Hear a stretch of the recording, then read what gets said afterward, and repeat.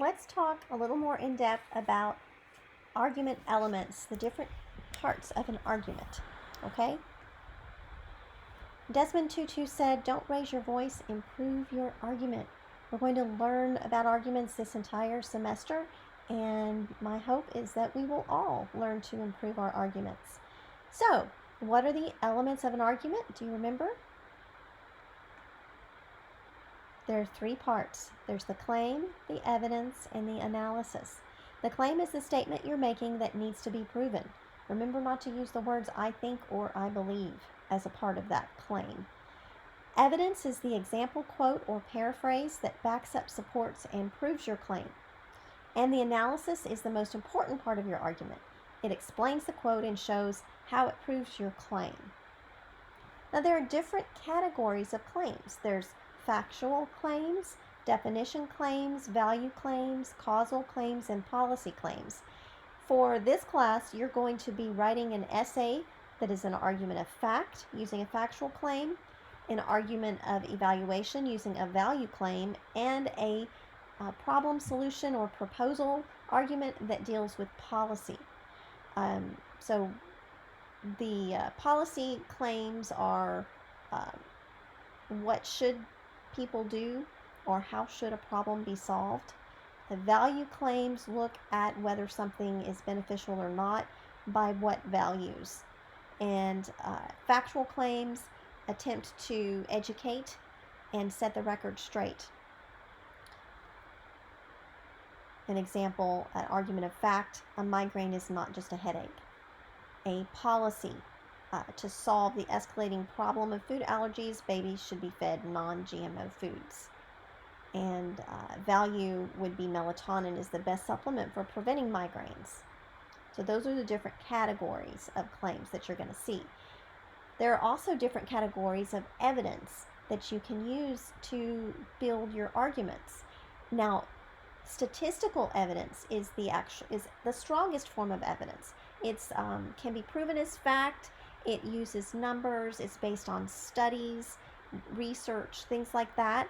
But it's especially effective if you use more than one type of evidence in backing up your claim. Statistical evidence plus anecdotal evidence is particularly strong, because then you're appealing to the logic with numbers, and you're also appealing to your audience's emotion.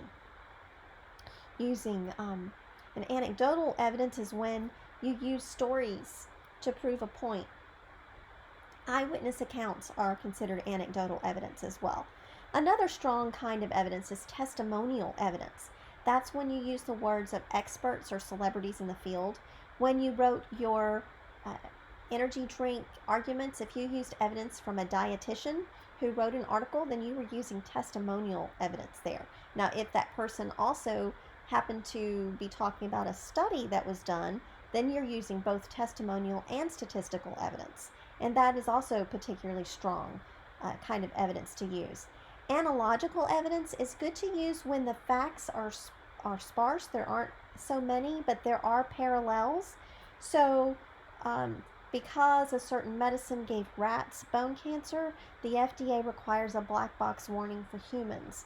They're making an analogy there, saying that humans and rats are enough alike that if it caused a bad thing in rats, it might also cause a bad thing in humans.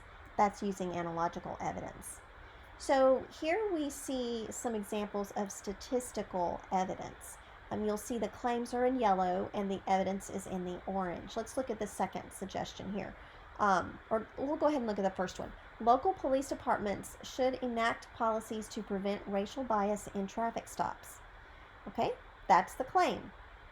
That's something that anytime you use the word should, we need to see evidence to back that up. And here is our evidence. Stanford University researchers found that in almost 100 million traffic stops, quote, black drivers were about 20% more likely to be stopped than white drivers relative to their share of the residential population. Okay, so that is statistical evidence. There was a research that was conducted, and it was very large, almost 100 million traffic stops they looked at. Generally speaking, the larger the study you can find, the stronger the evidence is. Imagine if the same study had been done and they only looked at 100 traffic stops. That would not be as strong evidence as 100 million traffic stops. Let's look at the second one. This claim says using a tanning bed even just one time is dangerous and should be avoided. Again, we have the word should, so of course we're going to have to use some evidence to back that up. An article published in the Journal of Clinical Oncology reports that, quote, ever use of indoor tanning significantly increased the risk of BCC. Look how I put that in brackets to describe what that stands for, basal cell carcinoma, by 50%, and early age at first use tended to be associated with a higher risk. Zhang et al. So, again, we have statistical evidence by researchers. Okay, it's generally seen as the strongest kind of evidence. Anecdotal evidence kind of provides the human touch. First responders are heroes. Okay, there's our claim, and now here's our evidence. The day after 9/11, survivor Jeff Bornstein recalled his trip down the stairwell from the 80th floor. There were firemen going up as we were coming down. They were going up to heaven, effectively. So you see how that anecdotal, that story kind of provides some evidence for that first responders are heroes place. With all of these examples, I don't have the analysis, so each one would not be a complete argument. It has to have the analysis, which we're going to talk about here in just a minute. Testimonial evidence is when we use the expert opinion, such as the one we see right here. Schools should delay start times for students in middle school and high school. And here's our evidence. Dr. William Kobler, a board member of the American Medical Association, explained that, quote, scientific evidence strongly suggests that allowing adolescents more time for sleep at appropriate hours results in improvements in health, academic performance, behavior, and general well-being. So we see he's an expert. He's a board member of the American Medical Association. If the quote had been from someone who was not a doctor, or if it had been from just Joe on the street, that would not have necessarily been an expert, and that wouldn't have been testimonial. In analogical evidence, here we have where we're drawing parallels, like it is possible that alien life can be found in our galaxy, because here's the evidence, which is not really,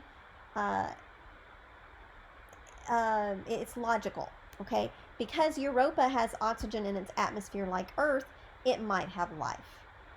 And here's another one. Stronger restrictions on guns would save lives. The same restrictions, here's the evidence part, the same restrictions we place on operating cars, requiring driving tests, licensing, seat belts, and airbags, should be extended to operating guns, requiring testing, licensing, secure storage, and biometric locking mechanisms. Both cars and guns are tools that can be used to purposefully or accidentally hurt others, so it makes sense that we should extend the same kind of safeguards on guns that we do on cars. So actually that is an analysis, starting with the word both. That is a complete argument here.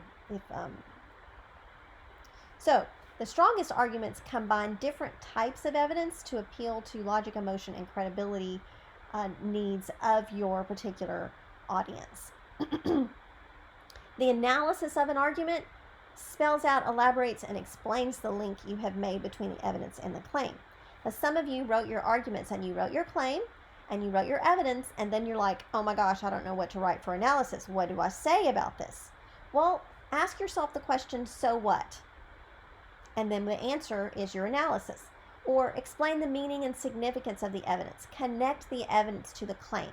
It's your way to direct the audience thinking. And if you're writing a body paragraph for an essay, you should also use the analysis to link back to your thesis statement for cohesion.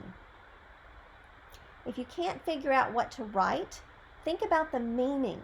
Describe what the evidence means. Use math if numbers are involved to make things clear for your reader. You can also provide an additional example of something. Describe the impact of the evidence. Why does it matter? How does it prove the claim?